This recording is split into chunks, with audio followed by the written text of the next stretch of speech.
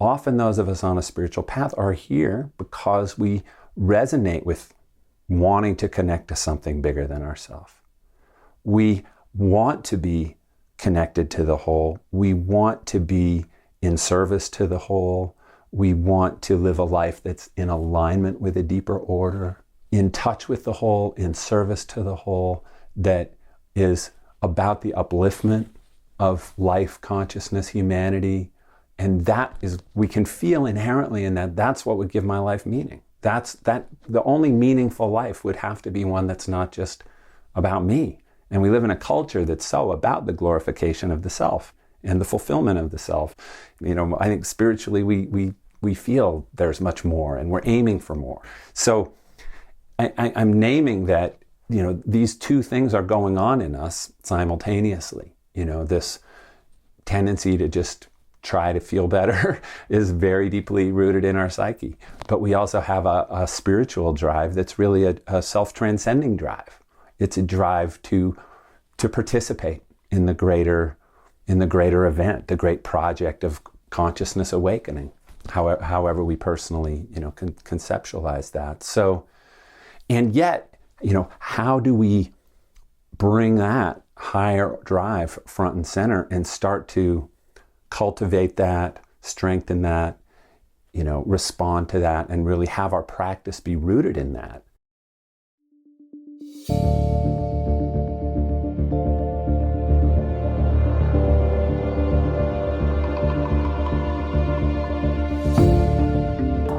Welcome to Meditation Changes Everything with spiritual teacher Craig Hamilton, a podcast exploring the deeper potentials of meditation practice and how it can change every aspect of human life.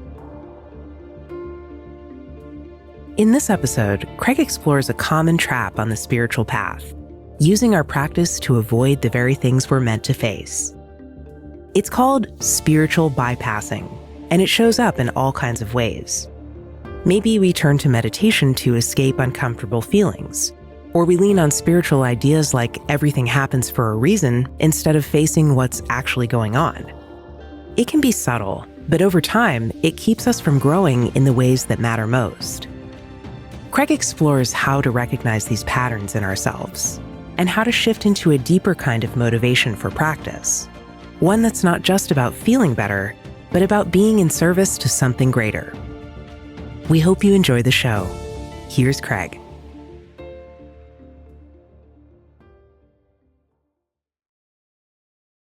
Spiritual bypassing is an idea that, the term was coined and the idea started to be discussed. I think it was probably about 2 decades ago. Essentially, I think what happened was, there were a lot of people doing meditation, and they were also a lot of them doing psychotherapy. It was sort of the birth of the transpersonal psychology movement, which was bridging East and West and Eastern and Western methods of transformation. And there was kind of a group of transpersonal psychotherapists who started having all these clients who were coming to them for psychotherapy, but we're also doing a lot of meditation. And they noticed that it seemed like a lot of people were using meditation as a way to avoid growing up, to avoid dealing with a lot of their issues, facing into their, unprocessed traumas, taking large developmental steps that they needed to take in adulthood to mature as human beings.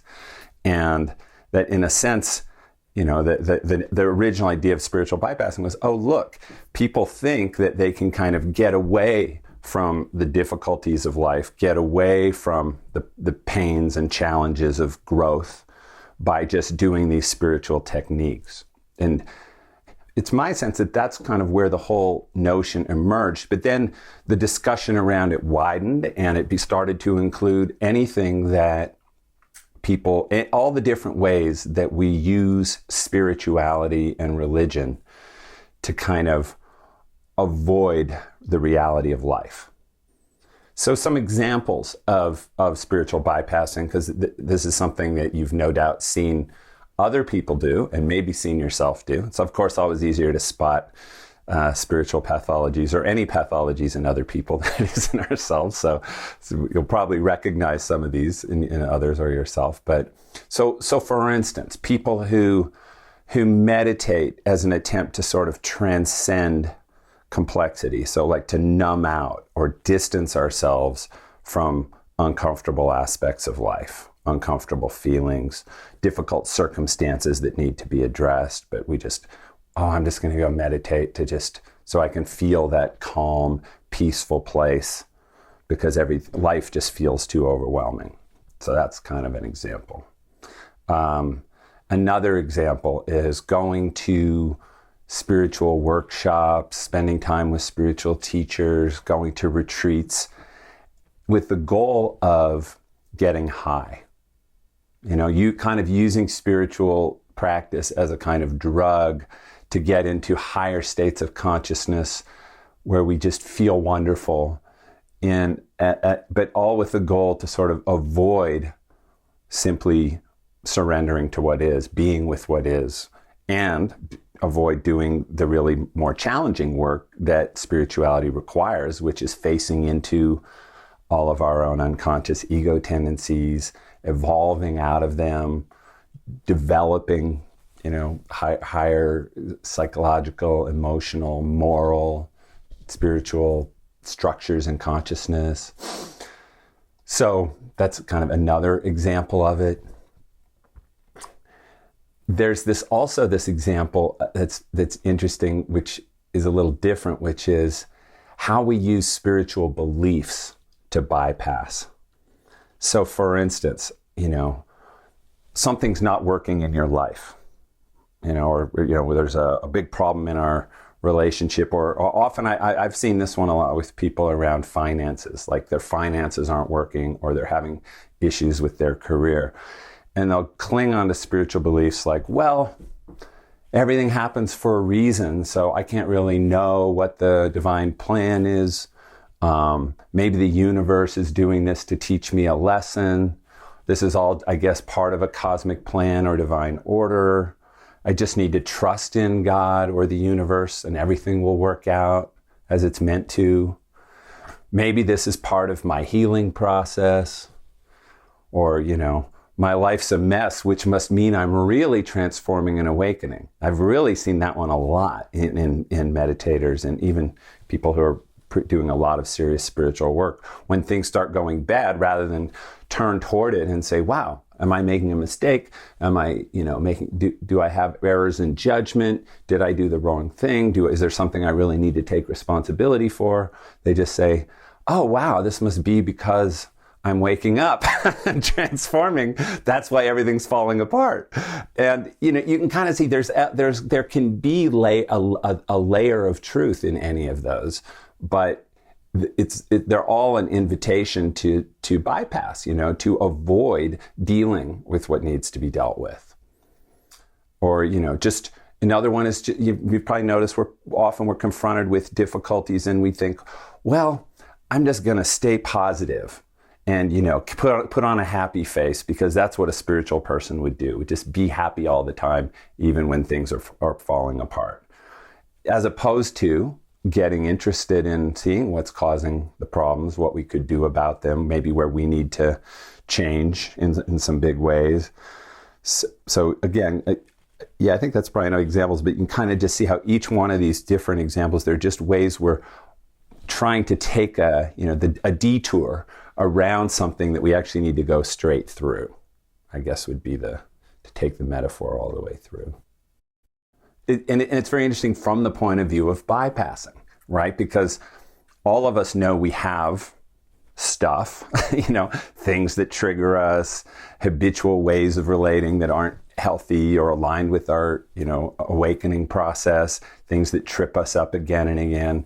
And I think deep down, all of us, there's a part of us that really wants to bypass that. So we're just like, God, I just want to get past all that. That's part, and in a sense, that's part of our spiritual aspiration, is to evolve beyond those things, is to transcend those things. And so that's why this is particularly such a subtle piece to look into, because from one point of view, spiritual awakening is like the ultimate bypass, but in a good sense. It's the rocket, fuel that launches us out of, we get escape velocity out of the gravity of the past and into a whole new relationship to life. So it's something to be aware of, that there's a really healthy way in which all of us on the spiritual path want to get propelled beyond all of these things that seem to hold us back. And that is the promise of awakening and enlightenment.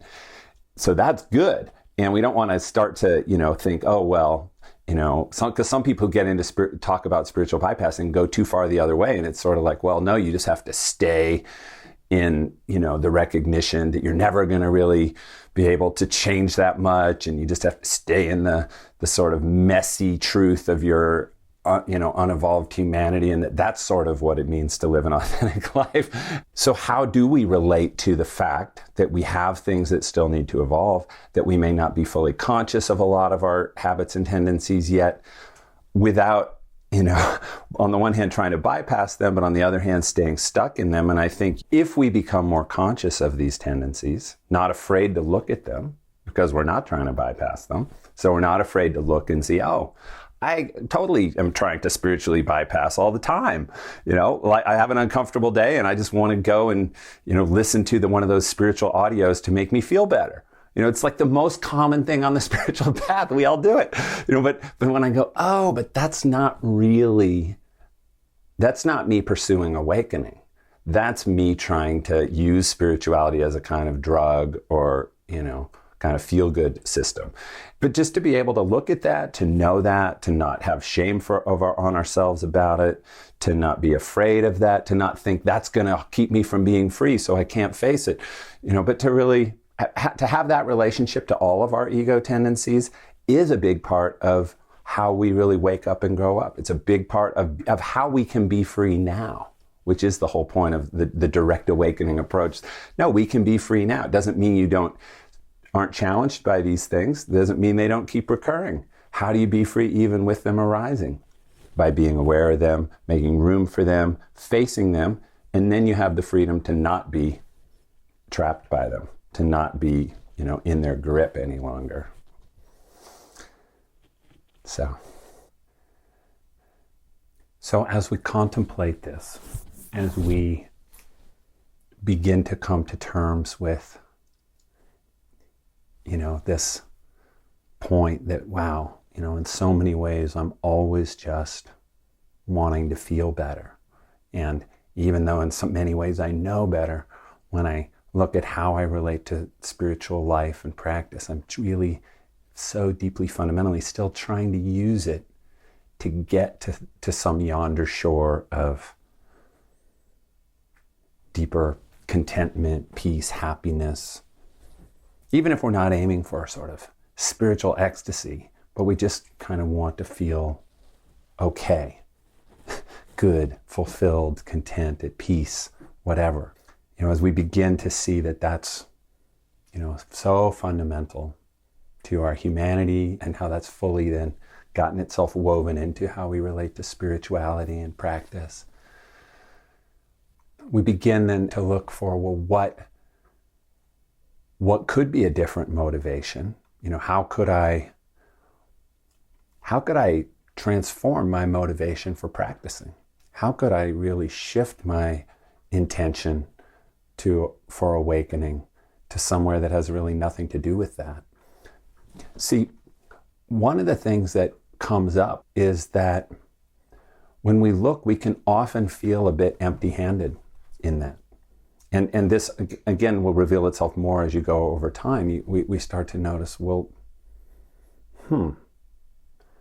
it's where would I look for such a higher motive?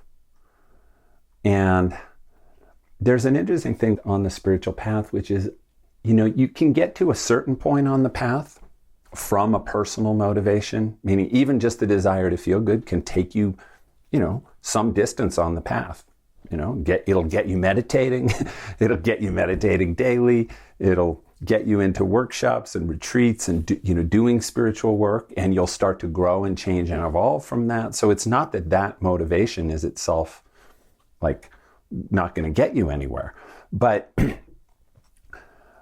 in the end, because what spiritual awakening requires of us is something so much bigger and requires such an ultimate letting go of the need to feel any particular way, the need to have things my way, etc., that in the end, that can be a very challenging thing to do from any kind of personal motivation.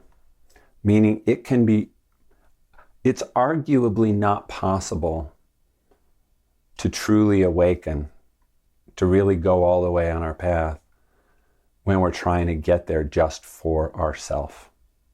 Meaning, even if we said, well, okay, I want to know the truth so that I can live a more conscious life, so that I, make better decisions, and, I want to be my best self because then I'll feel like I have integrity and I'll be, living my values and that's important to me. Like as long, even if we could find some motives that really weren't just about feeling good, like they're more about accomplishment and having a good righteous life, there's a way in which it's usually not enough.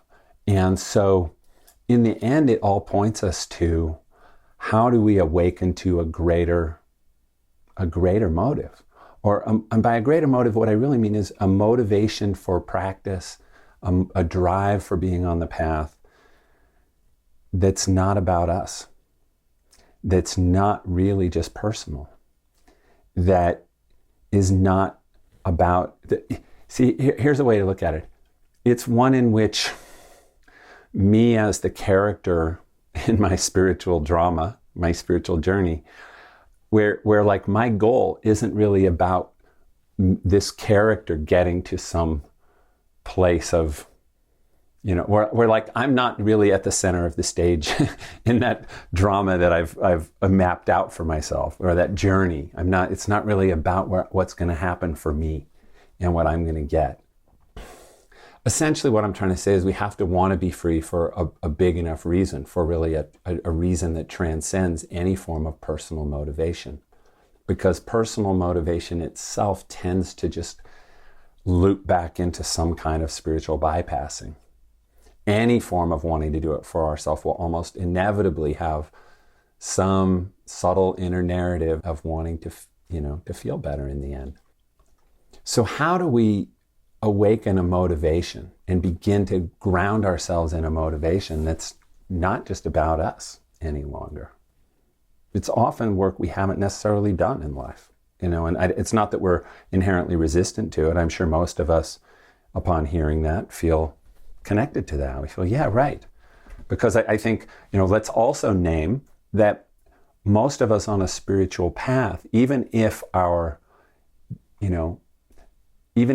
path tends to be driven by a lot of wanting to feel better, that's not necessarily the only reason that we're on a spiritual path. Often those of us on a spiritual path are here because we resonate with wanting to connect to something bigger than ourselves. We want to be connected to the whole. We want to be in service to the whole. We want to live a life that's in alignment with a deeper order. That's all part of the path, For some of us, it's got kind of theistic implications. We feel like, well, I want to know God, or I want to make room for divinity or the sacred or God to express itself in my life and to help create a world that expresses that. But, whether or not we resonate with the notion of kind of divinity or the sacred or God, we can simply resonate with, there's a big whole picture here and we're all part of it. And I want to live a life that's really in touch with the whole, in service to the whole, that is about the upliftment of life, consciousness, humanity. And that is, we can feel inherently in that's what would give my life meaning. The only meaningful life would have to be one that's not just about me. And we live in a culture that's so about the glorification of the self and the fulfillment of the self. I think spiritually we feel there's much more and we're aiming for more. So I'm naming that, these two things are going on in us simultaneously. This tendency to just try to feel better is very deeply rooted in our psyche. But we also have a spiritual drive that's really a self-transcending drive. It's a drive to participate in the greater event, the great project of consciousness awakening, however we personally, conceptualize that. So, and yet, how do we bring that higher drive front and center and start to cultivate that, strengthen that, respond to that, and really have our practice be rooted in that? So, how do we cultivate what we might call enlightened motivation, or an intention greater than anything merely personal? There are a number of elements to this.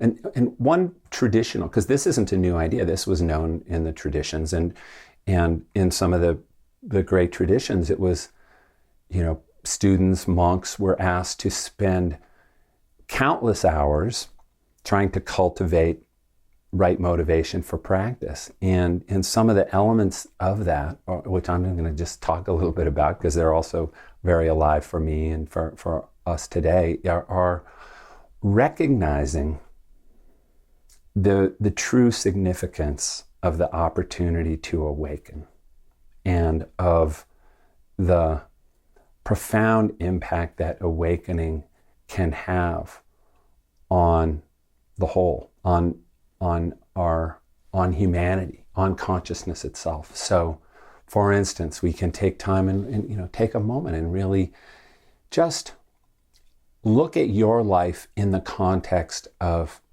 everyone else alive on the planet today. How many people today have a genuine opportunity to awaken, meaning have the free time, the relative physical safety, the education and intelligence to be able to, think and reflect thoughtfully on all the things that the path requires us to reflect on, the emotional maturity, the cognitive development, the supportive networks, access to spiritual teachings that can truly awaken us and liberate us. It's not a huge percentage of humanity. I haven't done the math. I don't know how you would, but it's, those of us who have the opportunity it's a rare opportunity. It still is, even with the internet and even with all the access to information that some of us have. It's in the vast context of humanity where we have a precious opportunity. And with that opportunity, of course, comes a profound obligation, with great opportunity and with having been given the gift to be somebody who can do this with our time and who can be a spiritual aspirant. There's a very true way in which the world needs us to do it. Humanity needs us to do it. Life needs us to do it. Consciousness needs us to do it.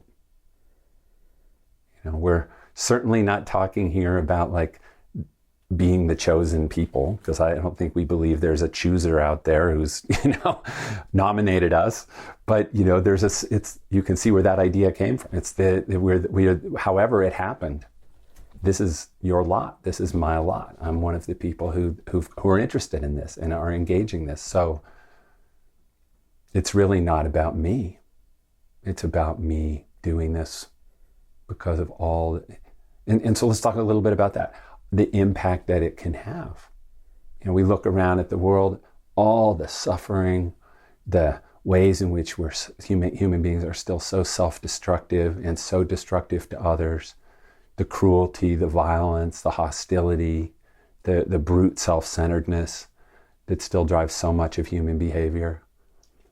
And we see that when a person begins to wake up, they begin to wake up out of all those old unconscious habits and drives. We begin to wake up to a different order of living, a different consciousness where we're really no longer, we have the potential to not be a participant in the problem, but to really just be a participant in the solution. in the bringing forth of higher consciousness, deeper values, a different way of living.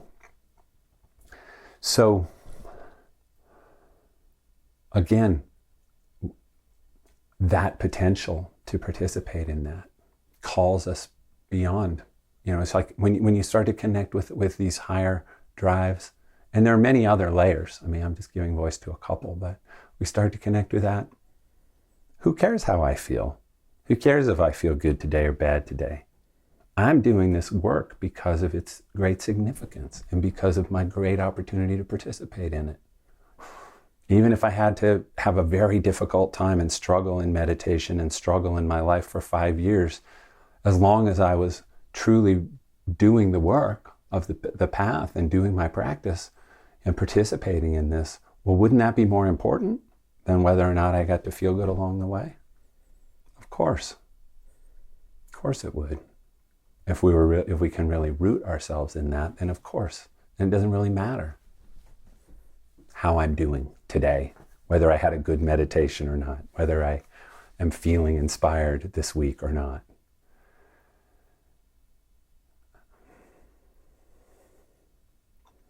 But how each of us is going to do that and the different way, how we're going to each conceptualize that might be very different. So I want to invite you now to reflect a little on what is the higher motivation for your spiritual practice? What is the most big-hearted, transpersonal motivation and drive that is already part of what's driving your spiritual practice? Because, we're not pretending that, you're just all trying to feel good and we're going to try to shake you out of that. We're saying, no, all of us human beings are just trying to feel good. And those of us on a spiritual path also are connected to a greater motive that we need to really learn how to bring forth, to bring it front and center, to be beholden to it, to anchor in it, so that we can go beyond that other drive that's also operating in us. So what's and you might stretch beyond what's currently motivating you. It's really the question here is, what is the biggest context and motive that you can connect to? The biggest reason, maybe would be another way, but what's the biggest reason or set of reasons why your spiritual practice truly matters and that you can really deeply connect to as the anchor for your path? And there might be many things, so you're not trying to get it into a succinct statement, you're more just letting it flow out.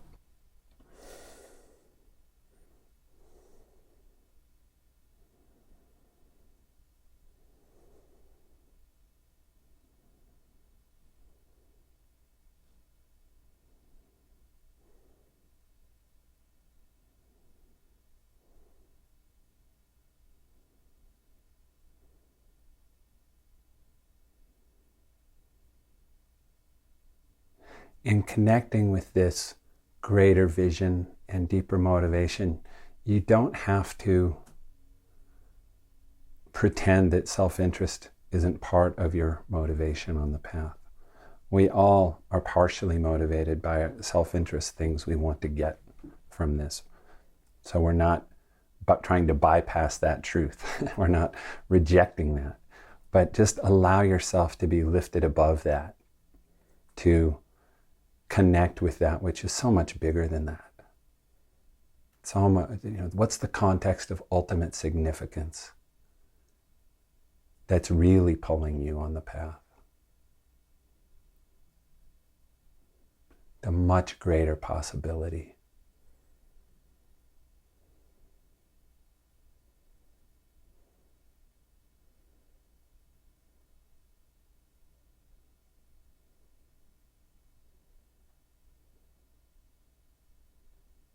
Whether it's being in service to something greater, or being an example or a model of something much bigger, adding momentum to a movement in consciousness beyond you, being the change being this part of the solution.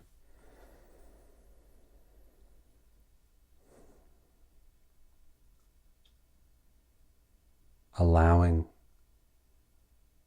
a greater enlightened consciousness to find a home in this world,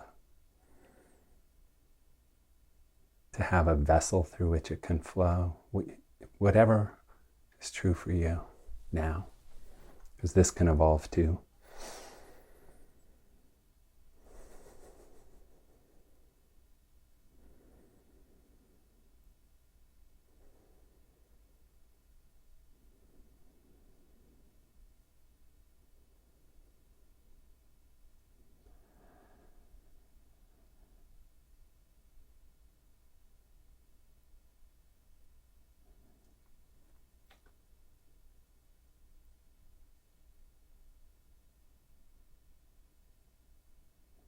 And it's not necessary to complete this now. So what I want to do is whatever has come forth at this point as deep and true and significant for you, just allow yourself now to become anchored in that, to settle into this as your true motivation for the spiritual path. It's the real reason you're doing this. Just allow yourself to feel it in your whole body and your whole being as what's really deeply true, what's truly the most important.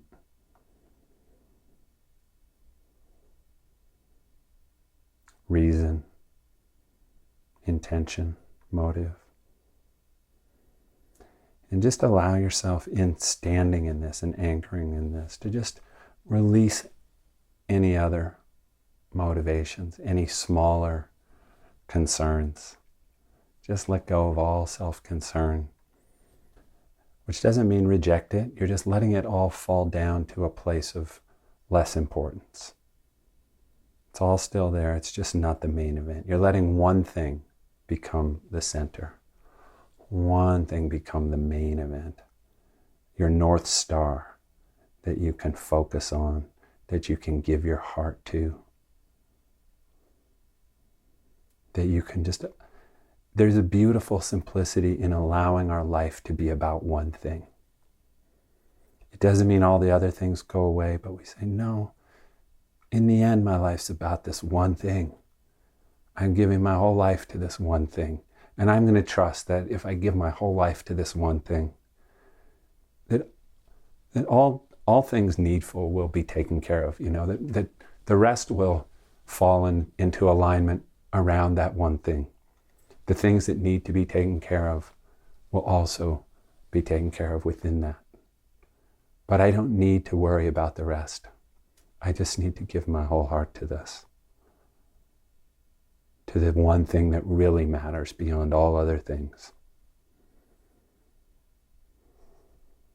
For reasons I may not fully understand, but can sense.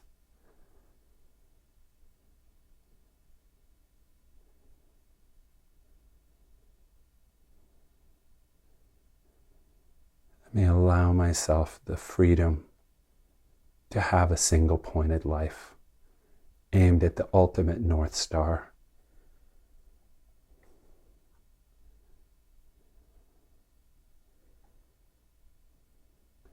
And trust that in that I'll find my way through all the rest.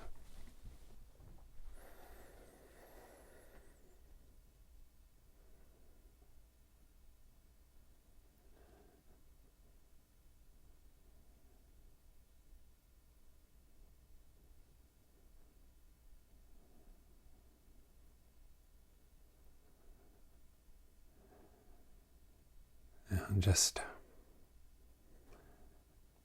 I think with that, I want to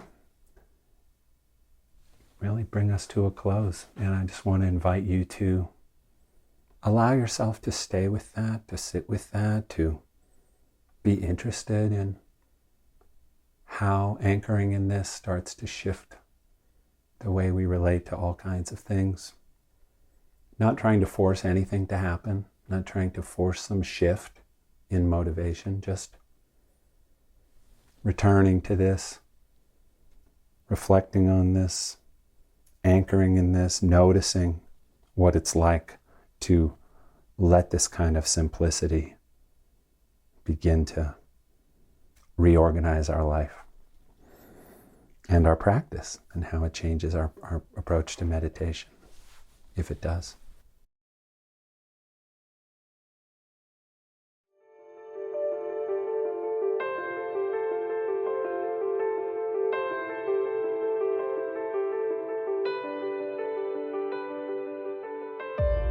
If the approach to meditation we've been exploring today inspires you, you are invited to tune into a 90-minute online workshop Craig will be hosting called Meditation 2.0, The Miracle of Direct Awakening. In the workshop, he'll share a powerful new approach to meditation practice and guide you in a series of brief meditation experiments so you can experience it for yourself. You can listen to that at freemeditationworkshop.com. That's freemeditationworkshop.com.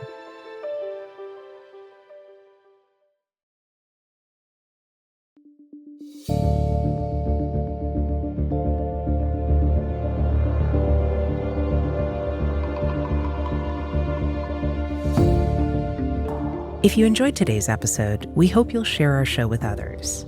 And please subscribe and rate us wherever you listen to your favorite shows. If you have a minute to write a short review on your podcast app, we would deeply appreciate your support.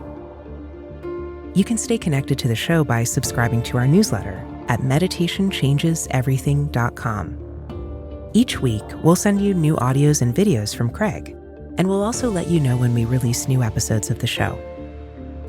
For a deeper experience of Craig's approach to meditation, consider joining our Awakened Life membership program. Each month, you'll receive in-depth teachings and guidance, including a meditation workshop, 4 guided meditations, and a live online retreat with Craig. And when you register today, you can receive your first month for 50% off.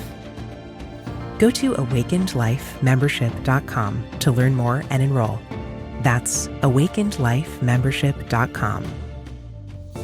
Check out our show notes for links to all the ways you can stay in touch with Craig's work.